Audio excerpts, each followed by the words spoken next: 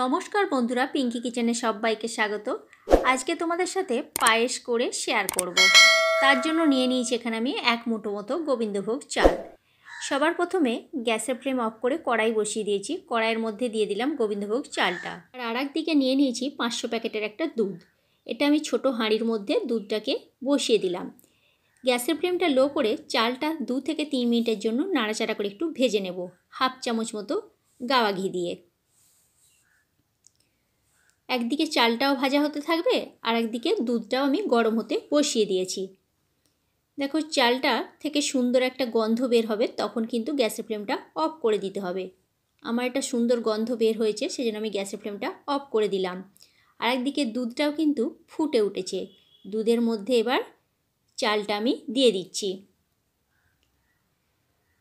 দিয়ে দিলাম সামান্য পরিমাণ একটু নুন। বলে নাকি পায়েসে একটু সামান্য নুন দিতে হয়, সেই জন্য একটু দিলাম।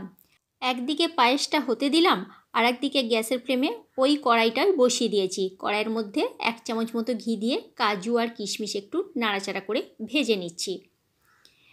ততক্ষণ পায়েসটার চালটাও সিদ্ধ হয়ে যাবে। পায়েসের চালটা দেখো সম্পূর্ণ সিদ্ধ হয়ে গেছে আর দুধটাও ঘন হয়ে এসেছে। এটা আমার 25 মিনিট ধরে সিদ্ধ হলো।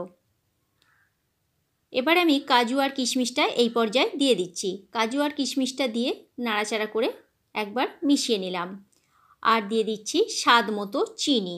চিনিটা দেওয়ার পর 5 থেকে 10 মিনিটের জন্য আবার আমি হতে দিচ্ছি। বন্ধুরা, রেসিপিটা ভালো লাগলে আমার চ্যানেলটা সাবস্ক্রাইব করার অনুরোধ রইল। আর ফেসবুক পেজ থেকে দেখলে আমার পেজটি ফলো করে নিও। দেখো 5 থেকে 10 মিনিট আমি এটা হতে দিয়েছিলাম। পায়েসের ঘনত্বটাও খুব সুন্দর হয়েছে আর দেখতেও অসাধারণ হয়েছে। খেতেতেও খুবই সুন্দর হয়। এইভাবে তোমরা অবশ্যই বাড়িতে ট্রাই করো। গ্যাসের ফ্লেম অফ করে দিলাম। এবার এটাকে আমি নামিয়ে নিচ্ছি। আজকের মতো তাহলে এইখানেই। নেক্সট ভিডিওতে দেখা হচ্ছে তোমাদের সাথে আগামীকাল।